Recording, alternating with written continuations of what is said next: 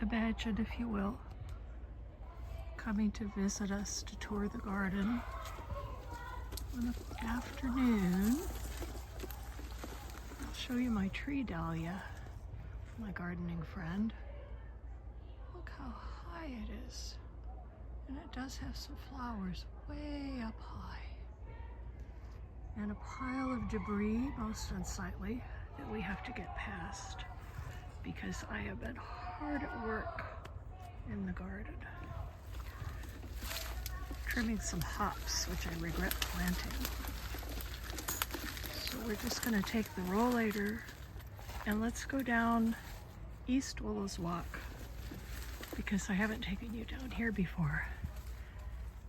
We have here the fish totes from Jesse's Fish Company that I use to grow vegetables with moderate success.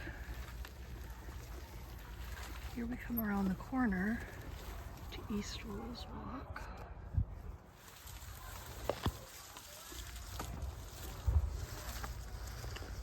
A bit of a struggle to get through because the ground's slightly uneven. And I have to negotiate this rolling device.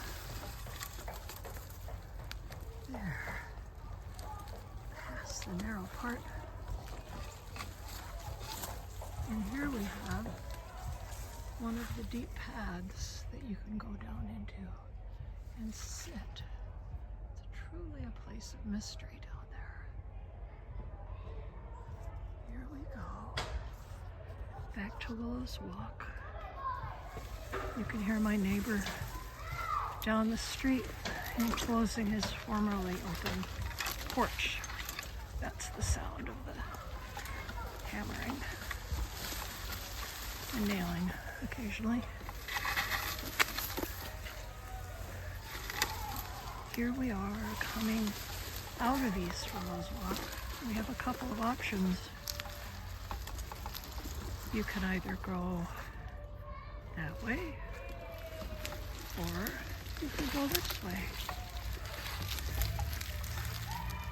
And when you get here, just imagine that we're actually having a visit and we want to sit by the fire circle, which I recently moved slightly. I'm sitting down and we're going to have a lovely conversation like we've often had in the past with friends here. Fire circle is here instead of there. I think it makes the seating better. So here are some conversational moments, perhaps. There's a wonderful blog called Thistles and Kiwis, and the author has a running theme called "If we were having coffee or maybe a cup of tea," and then she imagines what you would talk about. There's my little rolly, and there is the current bun water feature. I'll show you that. Let me stand up. Over here, it's just some tubs that are slowly growing in around the edges.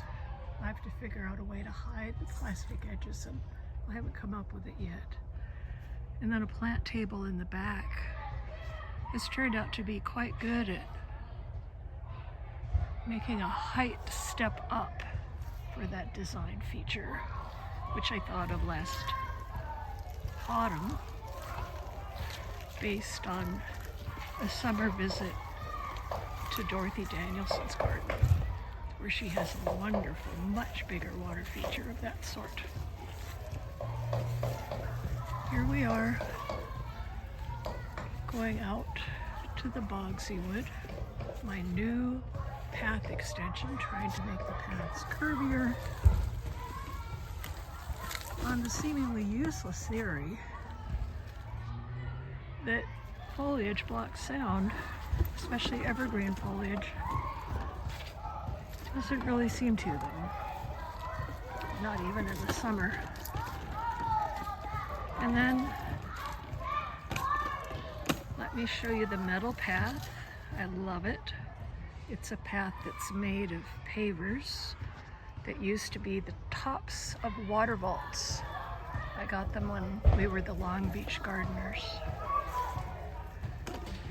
Here we go again across the bridge, because I do like to visit the beautiful woods. They sort of defined how the back end of the garden is designed, because there were many trees that had to be worked around. And I think we did rather a lovely job of making nice paths and so on. We like to contemplate out here. We like to listen to the frogs. In the past, we've been able to hear the birds, and it's been quite delightful. And as in my previous video, I will close with the view back to the house.